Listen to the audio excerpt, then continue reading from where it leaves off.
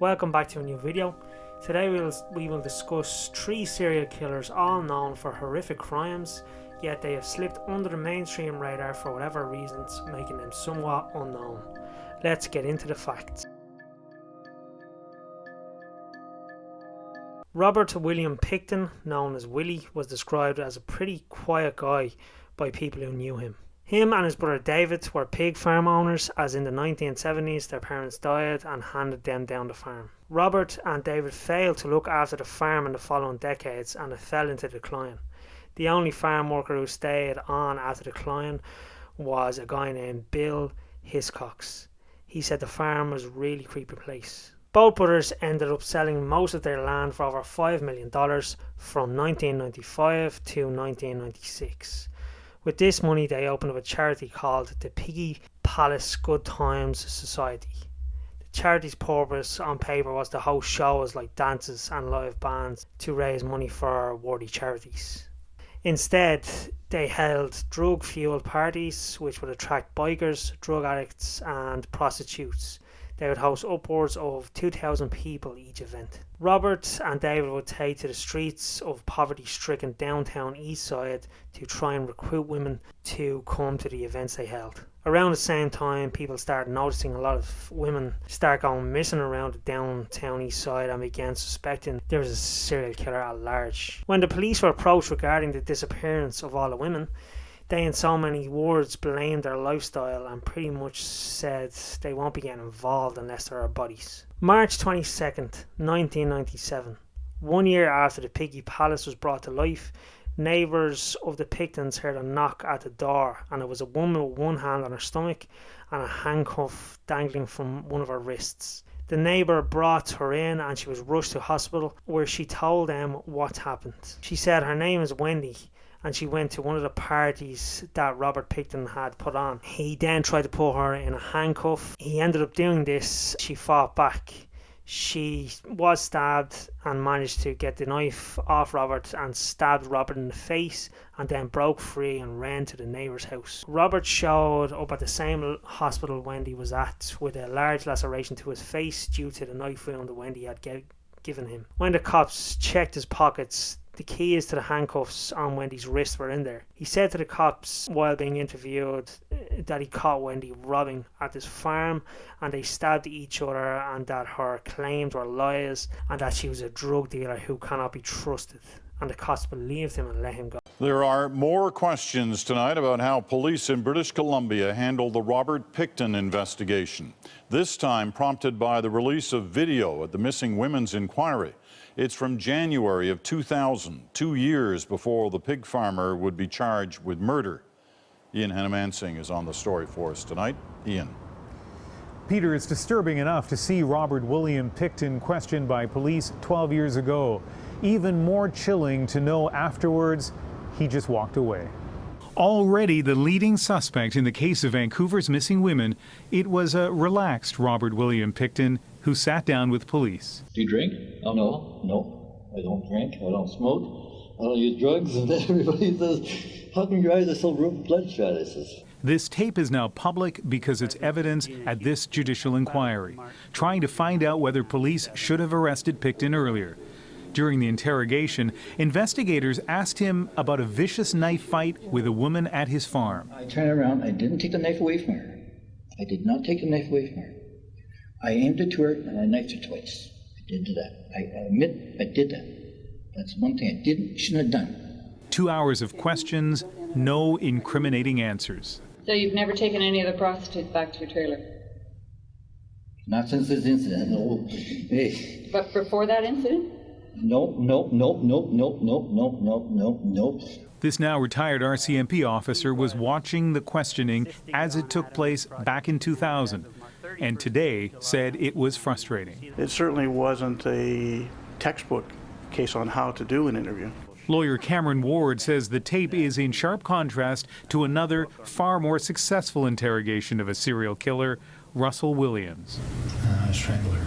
Well, that was a textbook example of how to interrogate a possible suspect. In Pickton's case, it would be 2 more years before he was arrested.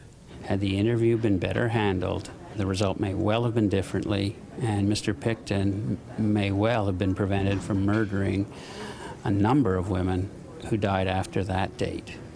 In hindsight, of course, these missed opportunities seem clear. Now the inquiry will have to determine whether they should have been obvious to police and prosecutors at the time. Peter? All right, Ian, thanks very much. Ian's in Vancouver tonight. Bill, who was the worker on the farm, he knew about all of the disappearances around the area and would see a lot of the women at these parties began to grow suspicious of Robert when he seen a lot of women's clothes and purses at the farm. He informed the police and they ignored him. A former employee contacted the police saying they seen illegal firearms at Robert's farm, which pushed them to get a warrant to search the location.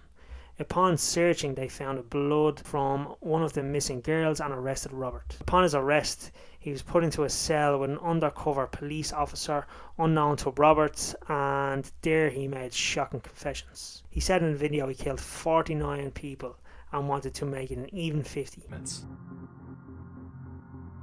do you got? You know what I'm saying? Yeah. You got, I know what's up. You got a missing person. We better fucking cut him in then. I thought the best way to dispose of something was to take it in the ocean. Any better than that.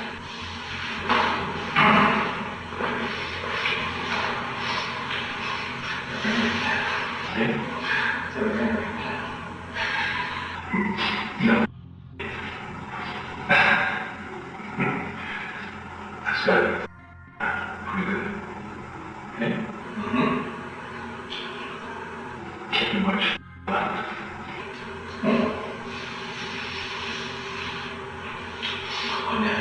Can't stop it. Can't just stop it. I was doing my work. Maybe 50. That's what I was stopping for. Feel the surge is up with antifreeze, and you inject yourself, and you're dead in better than 10 minutes. That was just a little more than we can even. Bigger than the ladies, bigger than the ones in the States. Yeah. Oh, yeah. His lady looked pretty. Jesus. Robert said he injected his victims with antifreeze, killing them, then cut up their bodies and fed a lot of them to his pigs. He also used some of the meat of the victims to hand out at his parties as food. In the end, he was charged with the murders of 6 women due to the lack of evidence for the remaining 43. He still remains in jail and his brother was never charged with the crime. Yang was born to a very poor family in the Hainan County. It was him and 3 other siblings. It was very hard to keep them fed and fully clothed. Yang was described as being quiet but very friendly and intelligent. Despite this, Yang would go on to drop out of high school and wander the streets looking for work and robbing to feed himself when he could. He was given time in a labour camp for theft on 2 separate occasions, which would only be the beginning of his soon to be unspeakable crimes. In 1996, he was charged with rape and was sentenced to 5 years. Once he was out, he really began making a name for himself. He began with a girlfriend who split up with him after some time. It wasn't long after this began his killing spree. Throughout many provinces, Yang would enter homes and kill the entire family in each home he entered.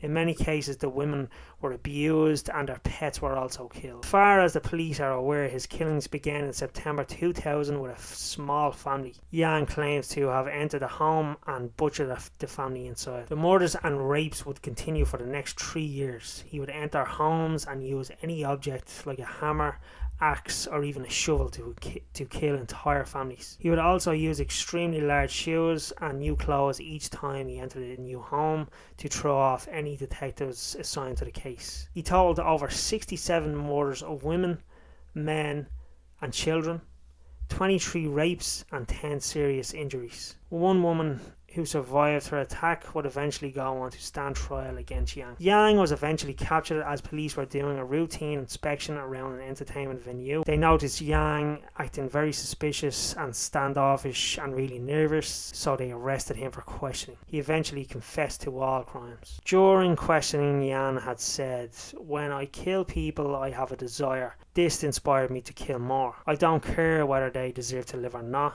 It is none of my concern. I have no desire to be part of society.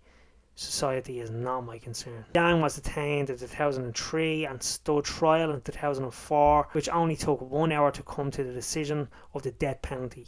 He was executed by firing squad in February 2004. To this day, Yang is considered to be one of the most prolific serial killers in China. Ed Edwards, born on June 14th, 1933 in Akron, Ohio. He grew up primarily as an orphan after witnessing the suicide of his mother. Edwards was abused both physically and emotionally in this orphanage, which contributed to his criminal behavior. Edwards escaped from jail in Akron, Ohio in 1955 by pushing past a guard and fled across the country, holding up gas stations for money. He joined the US Marines for a brief time and soon after went back to his criminal lifestyle. Ed had stated he never wore a mask during his crimes as he wanted to be famous. He was placed on the FBI 10 Most Wanted list in 1961. After his capture in 1962, he was imprisoned in Leavenworth, from which he was paroled in 1967. Between 1974 and 2009, Edwards lived in more than a dozen different states when not incarcerated, according to his daughter April. He would use many false names. Upon his arrest in 2009, police traced him back to the murders of Tim Hack and Kelly Drew, arresting him in July. He murdered 5 people in Wisconsin and Ohio, 2 in 1977, 2 in 1980, and 1 in 1996. His method to killing people was shooting and strangulation. Edwards usually targeted young couples. Retired homicide detective John Cameron speculated that Edwards was responsible for several high-profile cases like the Zodiac killings and the murder of John Bennett, as Ed was around the areas at the time of these crimes. Ed Edward died of natural causes at the Corrections Medical Center in Ohio on April 7th, 2011, avoiding execution by lethal injection set for August 31st of that year. Now that's the end of the video. Thank you very much for watching, and if you like the video, please subscribe and like the video, of course, and let me know what you think of these serial killers in the comments. Thank you, have a nice day.